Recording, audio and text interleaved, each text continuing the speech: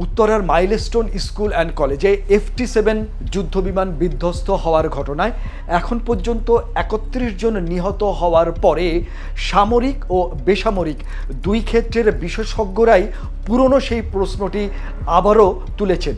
সেটি হচ্ছে ঘনবসতিপূর্ণ এলাকা ঢাকার আকাশে সামরিক বিমানের প্রশিক্ষণ পরিচালনা কতটা যৌক্তিক। তারা বলছেন ঢাকা একটি ঘনবসতিপূর্ণ এলাকা হওয়ায় রাজধানীতে সামরিক বিমানের প্রশিক্ষণ পরিচালনা দেশের অন্য কোনো অঞ্চলের চেয়ে অনেক বেশি ঝুঁকিপূর্ণ।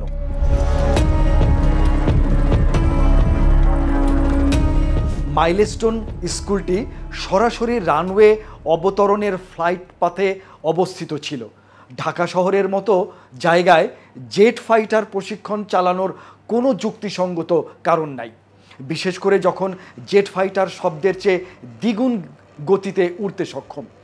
এই স্কুলটি ঢাকা বিমানবন্দরের রানওয়ে শুরু থেকে মাত্র ৩.৩ কিলোমিটার দূরে ছিল। একটি জেট ফাইটারের পক্ষে এই দূরত্ব অতিক্রম করতে কেবল কয়েক সেকেন্ডই যথেষ্ট।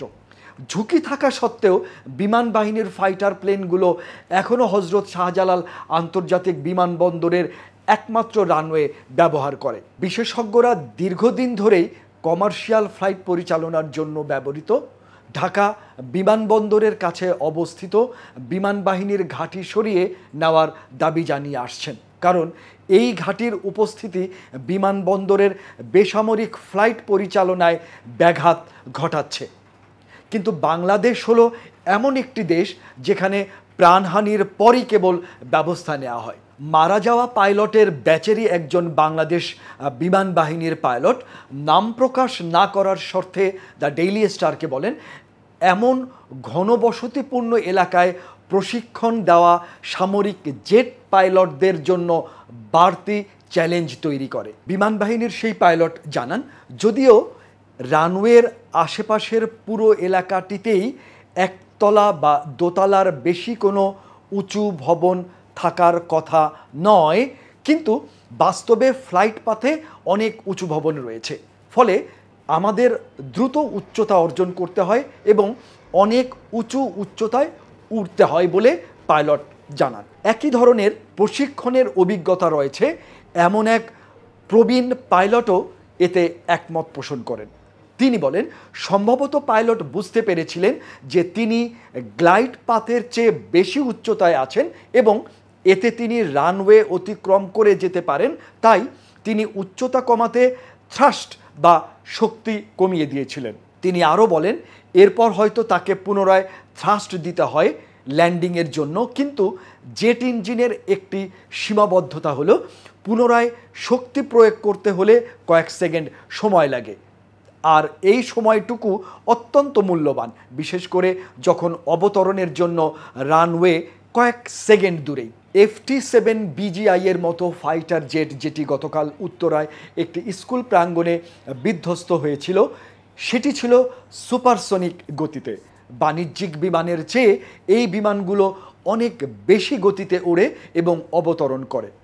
সামরিক ও বেসামরিক এভিয়েশন বিশেষজ্ঞরা প্রশ্ন তুলেছেন, বিমান বাহিনীর যশোর বা চট্টগ্রাম ঘাঁটি থেকে এমন প্রশিক্ষণ চালানোর সুযোগ থাকার পরও কেন ঢাকার মতো একটি ঘনবসতিপূর্ণ শহরে এর জন্য বেছে নেওয়া হলো।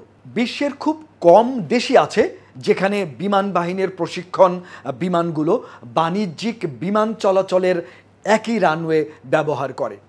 তবে যেসব দেশে ভূমির সীমাবদ্ধতা রয়েছে, ঐতিহাসিক সামরিক ঘাঁটি অথবা কৌশলগত অংশীদারিত্ব রয়েছে, তারা অনেক সময় বেসামরিক ও সামরিক বিমান চলাচলের জন্য একই বিমানবন্দর ব্যবহার করে।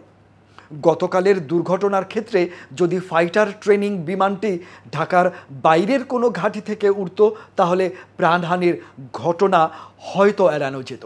আমি এখানে বেসামরিক যাত্রীদের নিরাপত্তা সুরক্ষায় ব্যর্থতার জন্য বেসামরিক বিমান চলাচল কর্তৃপক্ষ সিভিল এভিয়েশন অথরিটি অব বাংলাদেশকে সমালোচনা করব, কারণ সামরিক বিমানগুলো ঢাকা বিমানবন্দর থেকে উড্ডয়ন করলে যাত্রীদের নিরাপত্তা ঝুঁকির মধ্যে পড়ে।